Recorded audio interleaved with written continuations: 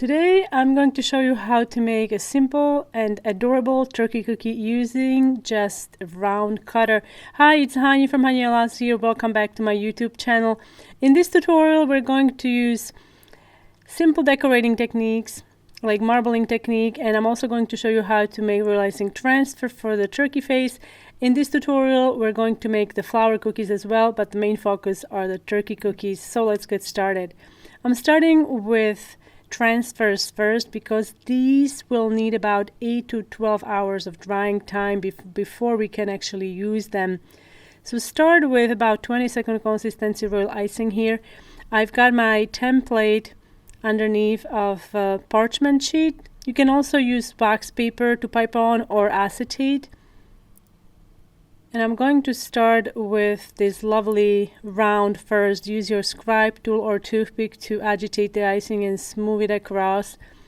And we're going to let this crust for about 5-10 minutes, and then we can add all the lovely details like orange beak. Using also 20-second consistency icing, we're going to add the eyes and the signature waddle. That's going to be made with pink. You can also use red. For all the recipes that I'm using, you can visit my blog, hanielas.com. I share all the recipes there. Now the size of the turkey head depends on the size of the cutter. So if your round cutter is smaller, I suggest that you scale down the size of the head. Now for the eyes, I'm using about 20-second consistency icing, piping white dots just about the beak. And we're going to add tiny little dot with brown icing. Again, this can be around 20-second consistency. And once the beak is crusted, we can add waddle. Again, 20 seconds. So the whole project for the royal icing transfers, it's done with 20-second consistency icing. You can even use slightly thicker icing if you have like soft piping consistency. That's going to be fine, especially for the waddle. So I'm going to let this dry for about 8 to 12 hours, and then we can safely remove these from the acetate and use them for our project. Aren't they adorable? I love these, how they turned out, super cute. You could also, if you have some pink dust, you could add some blush on the cheeks for more cuteness. This is the cutter I'm using. It's a cutter with a kind of a fine scalloped edge. And I'm using 15-second consistency, 10 to 15-second consistency ivory icing. It's the same color I used for the head. Now I'm adding brown icing. Now a layer of bright blue, yellow, and back to the ivory. And a little bit of orange. And now with the scribe tool, we're going to just run the scribe tool or toothpick through the icing, creating this feathered design. Super simple to do. Make sure that you clean the scribe or toothpick between each time you run it through the icing. Let the icing crust for a little bit, and then you can apply with gentle pressure. Ideally you want to let that dry underneath, but if you don't have time, very well crusted icing will suffice. Now as far as this lovely flower goes, I'm using piping consistency royal icing, and I've got my piping bag fitted with number 3-4. You can even get away with number 5 piping tip. And I'm just going to layer these teardrop shapes.